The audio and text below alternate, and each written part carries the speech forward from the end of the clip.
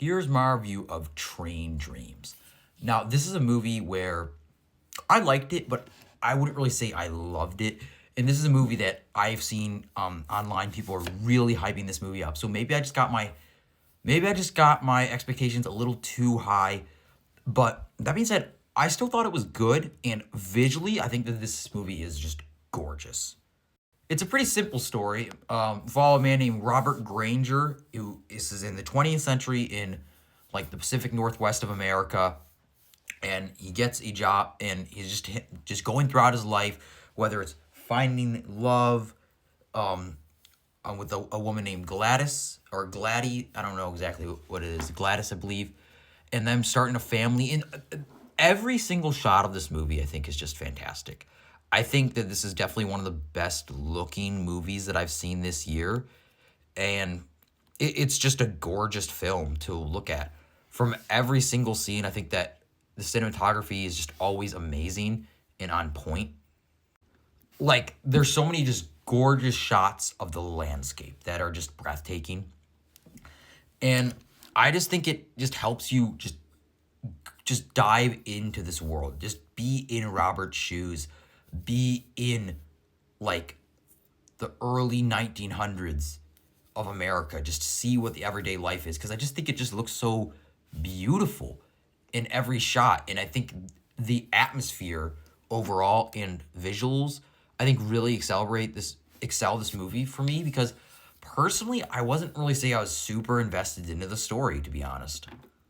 I think that seeing him build a family with Gladys, I thought that part was very compelling. And then about like halfway in the movie, like, spoilers, they die in a wildfire. And it's stuff like that where it's just obviously just adds to the story, but because of that, it's just a very depressing movie, I think. It's a movie that I enjoyed watching, but it is very slow and it's very sad.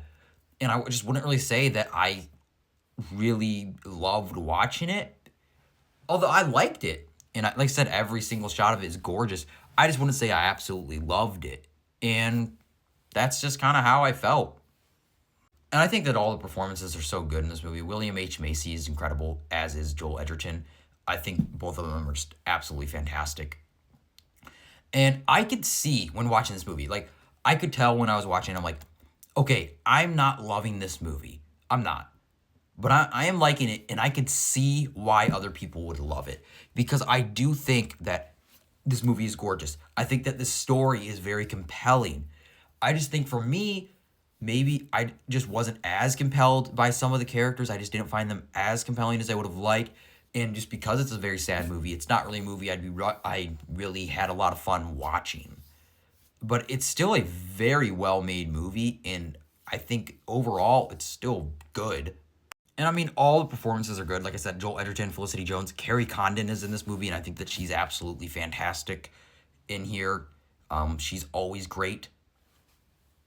So yeah, this is a movie where, like I said, I'm able to acknowledge that it is just, from a technical standpoint, it is incredible. Every shot, cinematography is great, and acting-wise, it is fantastic. But just for me, I wasn't as compelled with the narrative of the film, but it's still a very good movie. I think that there is a lot to love here, and it's just kind of a sad and just, but it's not much. It's much more of a character study than it is a story. I mean, it is obviously a story, but it's much more just living with these characters, living and breathing with these characters, and just spending time with them. And that's why I think, like I said, I enjoyed it, but I just didn't love it. But I think that's why some people will love this movie, because it feels so deep. It feels so real.